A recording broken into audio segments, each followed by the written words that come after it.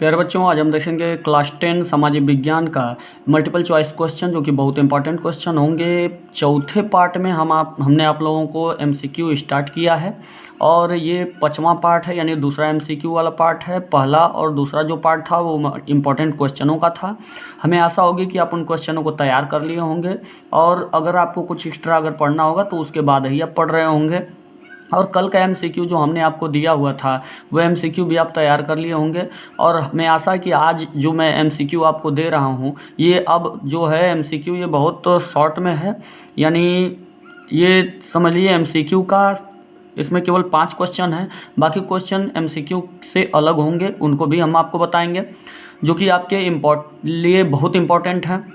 इसमें पहले क्वेश्चन की अगर बात करें तो इसमें कह रहा है मानव विकास सूचकांक आ जाए या विकास सूचकांक, यानी मानव विकास सूचकांक जो 2016 के अनुसार किस देश का भारत से अधिक ऊंचा है, यानी मानव विकास सूचकांक जो है किस देश का भारत से अधिक ऊंचा है। तो इसमें आप बात करें तो इसमें श्रीलंका, पाकिस्तान, बांग्लादेश, नेपाल, तो इसमें श्रीलंका जो है ये आपका आंसर होगा, यानी इसका भारत से भी मानव विकास सूचकांक जो है इसका ऊंचा है। यहाँ पे एक वस्तु का अधिकांशतः प्राकृतिक प्रक्रिया से उत्पादन कहाँ जाता है, तो इसमें आपका प्राथमिक क्षेत्रक में जाता है।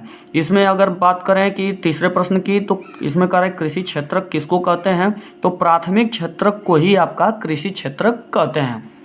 और आगे प्रश्न देखा जाए तो सार्वजनिक और निजी क्षेत्र की किस आधार पर, यानी क्षेत्र जो हैं ये सार्वजनिक और निजी क्षेत्र किस आधार पर विभाजित हैं, तो भाई उद्यमों और स्वामित्व के आधार पर ही ये विभाजित हैं, ये इसका आंसर होगा।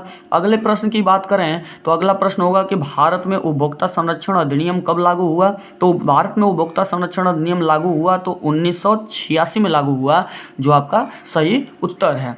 इन्हें आशा होगी कि 25-25 का 2 वीडियो हमने बनाया था, ये 5वां और आखिरी एमसीक्यू का वीडियो होगा आपके पूरे किताब से, यानी 25-25 50 और ये 5 यानी 55 ये आप तैयार कर लें, और इसके बाद ही आप किसी एमसीक्यू को देखिएगा, क्योंकि प्रश्न इनमें से बनेंगे ही बनेंगे, और कुछ ही प्रश्न जो हो सकते हैं वो बाहर से आ सकते हैं, यानी इनको छोड़ के, नहीं तो प्रश्न इनमें से ही बनने वाले हैं। और इसके बाद इसलिए मैं यही कहूँगा आप लोगों से कि जो भी होगा सबसे पहले जो मैं आप लोगों को दे रहा हूँ वो सारी चीज़ें पहले तैयार कर लीजिएगा, उसके बाद ही कुछ एक्स्ट्रा में पढ़िएगा, और इस बात पे आप गौर कीजिएगा। आगे हम बहुत इंपॉर्टेंट टॉपिक एक आज उठाने वाले हैं जिसका नाम है मानचित्र। मानचित्र में आप भारत के नक्शे को अच्छी तरीके से बनाना सीख लें, कहाँ पे कौन सा राज्य है उसको आप इंडिकेट करना सीख लें, और क्योंकि आपको मानचित्र में आप कब बेहतर कर पाएंगे जब आप मानचित्र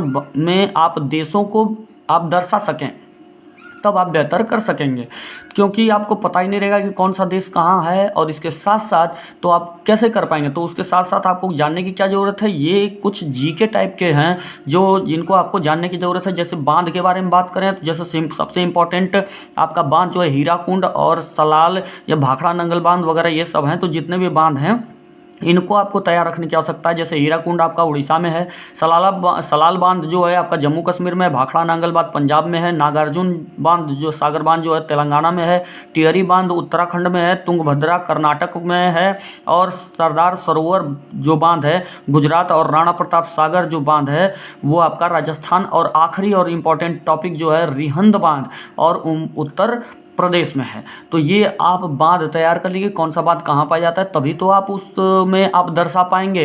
तो अगर मान लीजिए कि जैसे ये पूछ दिया कि ये पहला नंबर, दूसरा नंबर, तीसरा नंबर ऐसे, तो वहाँ पे आपको बस ये करना रहेगा, पूरा लिखना नहीं रहता कि रिहंद बांध वगैरह ये सब, पहला नंबर दूसरा नंबर भी अगर उस राज्य में आप डाल दे रहे हैं, जैसे उड़ीसा में आप जहाँ जो भाग उड़ीसा का है वहाँ पे आप पहला नंबर डाल लिए, क्योंकि पहला प्रश्न था, तो ये जिस नंबर के प्रश्न पे रहेगा वो आपको वहाँ उसी राज्य में जाके नंबर डाल देना है बस, तो वो आपका आंसर में हो जाएगा नक्शे में। तो ये मानचित्र में। तो आगे बात करें अगर सबसे बड़ा उत्पादक राज्य की, तो गेहूं का सबसे बड़ा उत्पादक राज्य आपका उत्तर प्रदेश, जूट का पश्चिम बंगाल, कॉफ़ी का कर्नाटक, चावल पश्चिम बंगाल, मूंगफली का सबसे बड़ा उत्पादक राज्य गुजरात है, गन्ना का उत्तर प्रदेश ही है आपका, और चाय जो है वो असम ही है आपका, और आप कपास जो है वो गुजरात का है, और रबड़ आखिरी जो है ये क्या है केरल ही जो है सबसे उत्पादक क्षेत्र है किसका, रबड़ का। अब आगे बात करेंगे हम मृदा यानी मिट्टी की। तो मिट्टी में आपको जानने की क्या जरूरत है, काली मिट्टी कहाँ पाई जाती है, जलोढ़ मिट्टी कहाँ पाई जाती है, पर्वतीय और वन मिट्टी कहाँ है, मरुस्थलीय और शुष्क मिट्टी कहाँ पाई जाती है। ये मरुस्थल कहिए या शुष्क मिट्टी कहिए। तो ये आपकी काली मिट्टी महाराष्ट्र, कर्नाटक, गुजरात, मध्य प्रदेश में है। तो यहाँ जहाँ जहाँ ये महाराष्ट्र, कर्नाटक, गुजरात और मध्य प्रदेश होगा, उस राज्य के जगह पे आप उसका काली मिट्टी का जो आप चिन्ह बनाना चाहेंगे वो चिन्ह बना के क्या किया जाता है, उसे अलग अलग आकार दे दिया जाता है कि मतलब ये काली मिट्टी का मैं चिन्ह बना दे रहा हूँ। चाहे ब्लैक कलर ही आप शो कर देंगे वहाँ पे, जलोढ़ के यहाँ आपका थोड़ा सा ये लाइनिंग वगैरह कर देंगे, तो इस तरीके से आप चिन्हित कर सकते हैं। जलोढ़ मिट्टी गुजरात, असम, ये पंजाब, मध्य प्रदेश और उड़ीसा में है। पर्वतीय और वन मिट्टी जो है वो उड़ीसा और हिमालय की तलहटी या तराइयों में होती है। और इसके बाद और मरुस्थली यानी जो मरुस्थली का मतलब रेगिस्तानी जो मिट्टी होती है, बलुई मिट्टी और शुष्क मिट्टी राजस्थान, गुजरात, पंजाब और उत्तर प्रदेश में है। तो ये आपके जहाँ जहाँ भी ये राज्य हैं, जिस मिट्टी के जो मिट्टी जहाँ दर्शाना होगा आपको ये पता रहेगा, तो आप वहाँ वहाँ क्या कर सकते हैं, दर्शा सकते हैं। तो सबसे मेन बात जो मैंने आपको बताया, क्या बताया कि ये आपका जो सबसे मेन बात ये है कि आप इसमें नक्शे पर राज्य दर्शाना सीख लीजिए कि कौन सा राज्य कहाँ है। इसके बाद बात करें घटनाओं और स्थान की। तो घटनाएं और स्थान की बात करें तो जलियांवाला बाग हत्याकांड जो है ये आपका पंजाब के अमृतसर में हुआ था।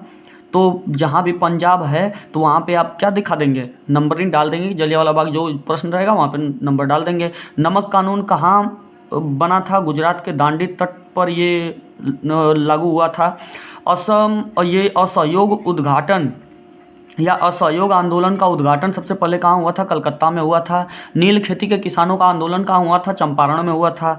और ये सूती मिल श्रमिकों का सत्याग्रह जो हुआ था वो अहमदाबाद, गुजरात में हुआ था। सविनय अवज्ञा आंदोलन जो था आपका साबरमती आश्रम अहमदाबाद यानी गुजरात का था। इसके बाद कांग्रेस का प्रथम अधिवेशन अगर बात करें तो मुंबई, और भारत छोड़ो प्रस्ताव भी कहाँ पारित हुआ था, मुंबई में। तो ये आपके इंपॉर्टेंट प्रश्न हैं, इनमें से आने ही वाला है, इनमें से आपके एग्जाम में आने ही वाला है। इनको पहले तैयार कर लें बच्चों, इसके बाद ही कुछ एक्स्ट्रा में पढ़िएगा। मैं बार बार इस बात को कहता हूँ, जो मैं आपको दे रहा हूँ सबसे पहले उसे तैयार ही कर लीजिए, उसके बाद ही कुछ एक्स्ट्रा पढ़िएगा, जिससे कि आप बेहतर कर सकें जिस हिसाब से मैं चाहता हूँ। तो नहीं तो मेरे मेहनत का भी कोई मतलब नहीं रह जाएगा। आप पहले इसे तैयार करें, इसके बाद ही कुछ एक्स्ट्रा में पढ़ लीजिएगा, सरसरी निगाह से फिर देख के चले जाइएगा। और मेन बात यह है कि जो इम्पोर्टेंट क्वेश्चन हैं उनको आप ध्यान में रखिए, हमेशा उनको रिवीजन करते रहिए। रिवीजन की बहुत ज़रूरत होती है, रिवीजन नहीं करेंगे तो भूले